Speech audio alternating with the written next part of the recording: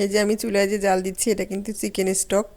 আমি আগে থেকে মানে একটা মুরগি সিদ্ধ করছিলাম, এই জন্য চিকেন স্টকগুলো ছিল।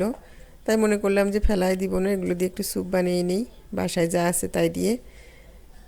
এই জন্য আমি এখানে চুলের উপর দিয়ে আমি জাল করা শুরু করেছি। তারপর দিয়ে দিয়েছি এখানে গোলমরিচের গুঁড়া, গাজর কিমা করে কিউব করে কেটে দিয়েছি, সামান্য পানিও অ্যাড করেছি আমি এখানে, স্বাদ মতো লবণ দিয়ে দিয়েছি।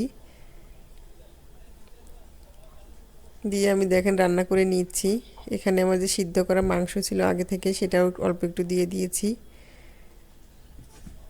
ফেলে না দিয়ে যদি স্বাস্থ্যকর খাবারটা খাওয়া যায় তাহলে তো উপকারী হয় স্বাস্থ্যের জন্য। আর একটা ডিম ফেটিয়ে দিয়ে দিয়েছি এখানে, ডিমটা দিয়ে দিলাম। দিয়ে আমি এটা ভালো করে নেড়ে নিচ্ছি। স্যুপ কিন্তু স্বাস্থ্যের জন্য অনেক ভালো,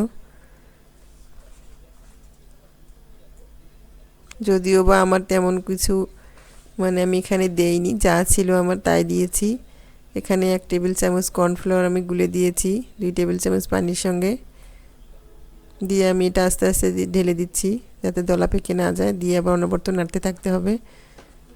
এতে খুব সুন্দর করে নেড়ে নিয়েছি। কিছুক্ষণ জাল করলে আমার স্যুপটা রেডি হয়ে যাবে।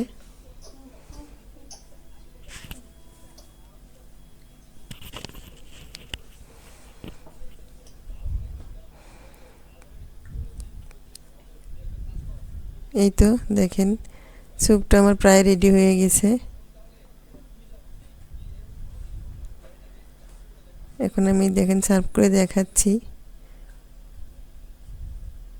এই তো রেডি হয়ে গেল আমার চিকেন স্যুপ, ঘরোয়া উপকরণে চিকেন স্যুপ, স্বাস্থ্যকর খাবার।